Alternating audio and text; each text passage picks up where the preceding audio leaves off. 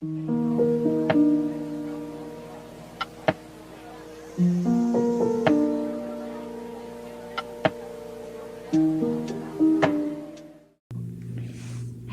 everyone. My name is Star, and today I will be talking about ways to support someone who either is self harming or is trying to stop self harming. And for those of you guys who may not know who I am, hi, my name is Star. I'm non binary, I go by they, them pronouns. And I also struggle with self-harm. So now you guys might be wondering, I'll do a quick explanation of what self-harm is, although it's somewhat in the name of what it is. Sorry, my nose is stuffed.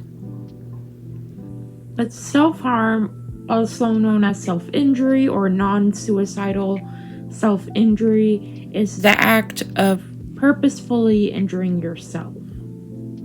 It could be a range of things from cutting or hitting yourself to the point where you get a bruise, or scratching yourself, or picking at your skin or hair pulling. Almost anything you could think of that is semi-non-lethal, I guess you could say, because there have been cases of people who self-harmed accidentally killing themselves when they did not mean to.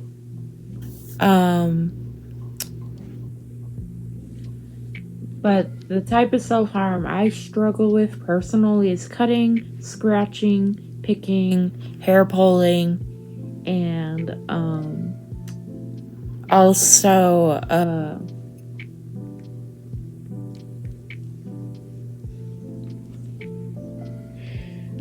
scratching. So I struggle with most forms of self-harm, but not all forms. And not everyone's experience of self-harm is the same. Sometimes people only do one type of self-harm. Sometimes they do all the different types of self-harm. For me, I do most types of self-harm, unfortunately.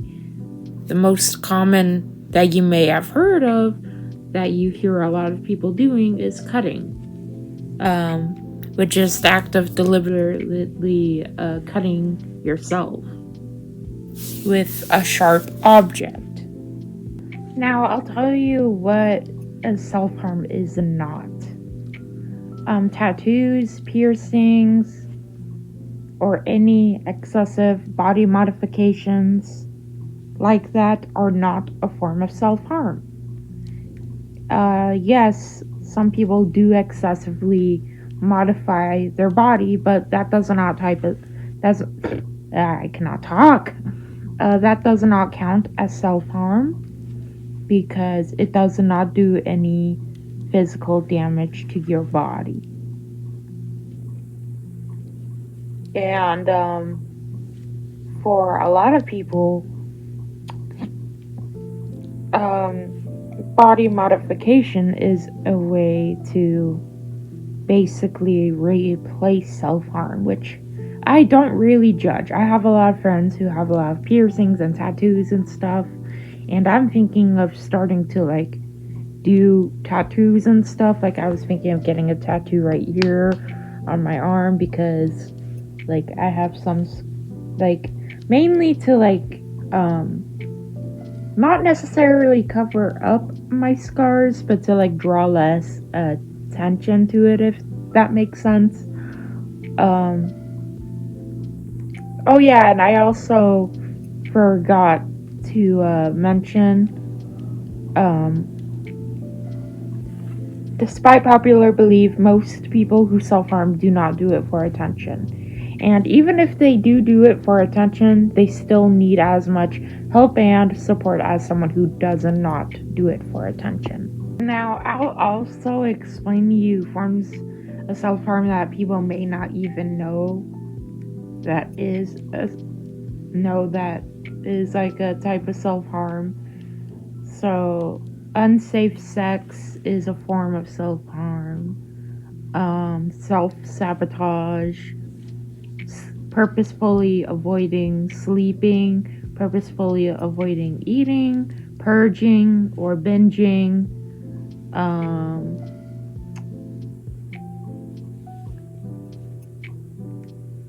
uh, self-isolating is one. Excessive drug and alcohol use, basically drug and alcohol abuse.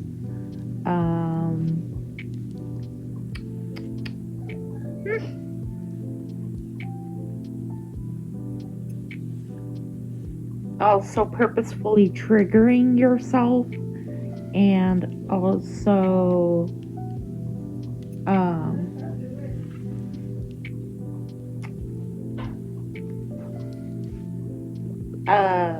basically talking bad about yourself is a form of self-harm as well. Now I will explain to you guys what not to say to a self-harmer and what to say to a self-harmer. Keep in mind, I am not an expert. I'm just a person who has struggled with self-harm. So I want you guys to keep that in mind.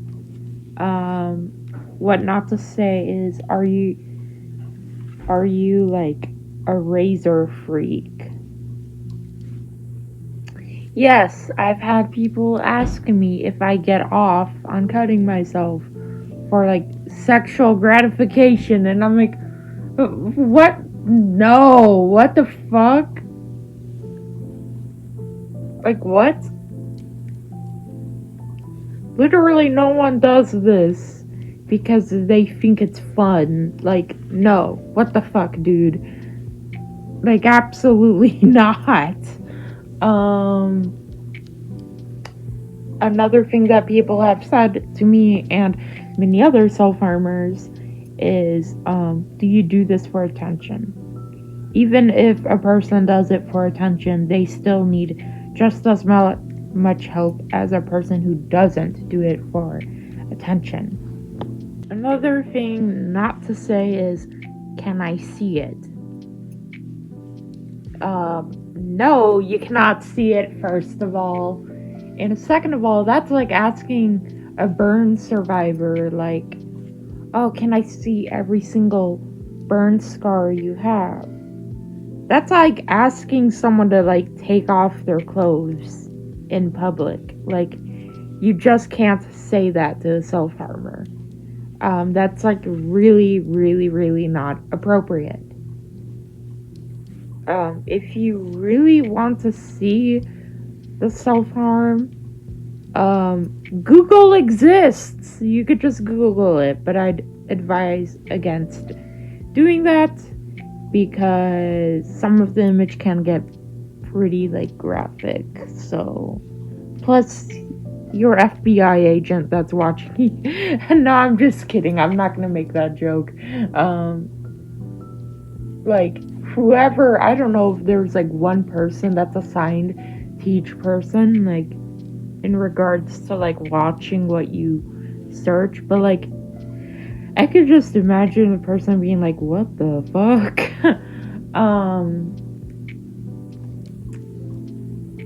But don't ask to see someone self-harm. It could trigger them into relapsing.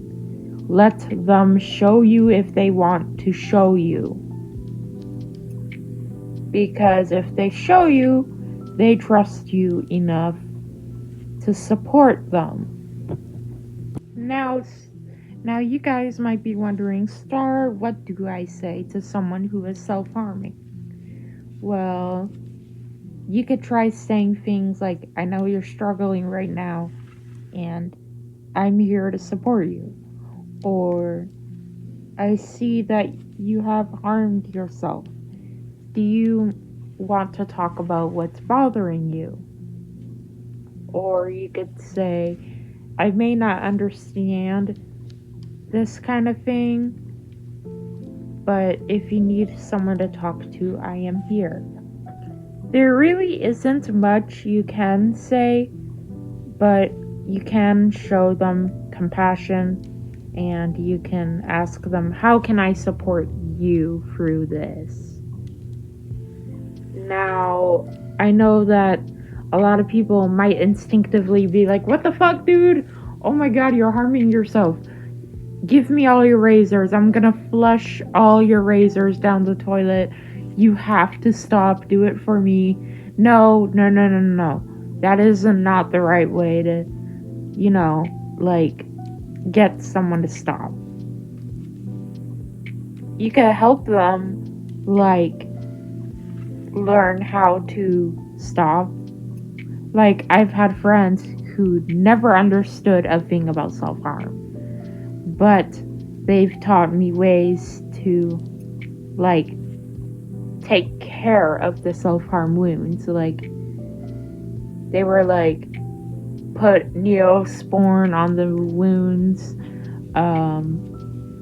Don't put I forgot what the bubbly shit is, but a lot of people use it to, like, put it on wounds and it, like, bubbles up and it, like, cleans it. Well, I recently learned that you're not supposed to use that for open wounds because it could actually kill some of the good germs in it. So I personally, like, from personal experience, I'd recommend using Neosporin because it helps with cuts and burns and scrapes. And I mean, not just for self-harm wounds, but for open wounds in general, I'd recommend a Neosporin. Neosporin is a lifesaver. Also, aloe vera is a good one.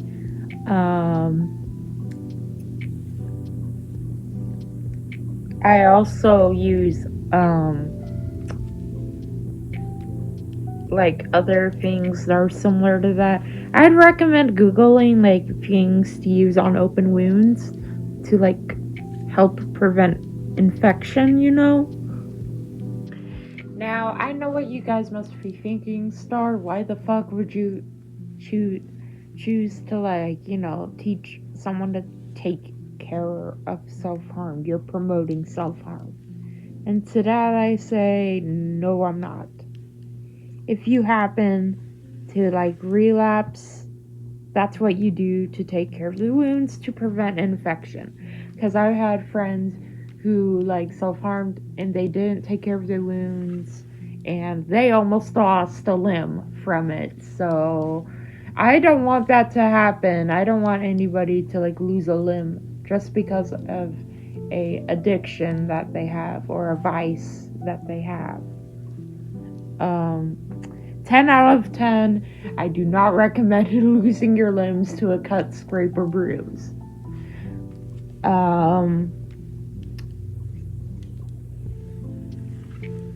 As for, oh my god, excuse me.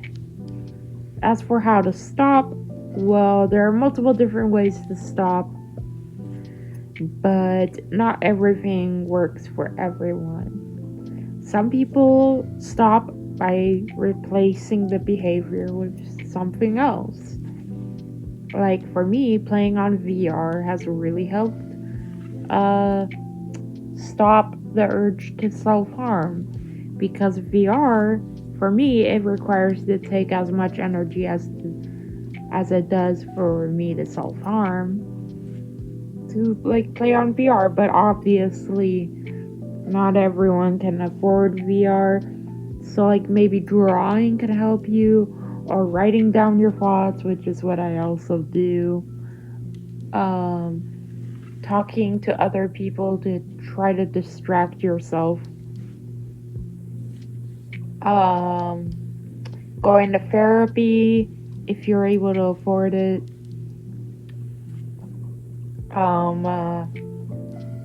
Playing video games. There's a lot of things you could do to replace the behavior, basically. Anyways, that's it for today's video, guys. And don't forget to like, comment, and subscribe. And I'll see you guys next time. Bye.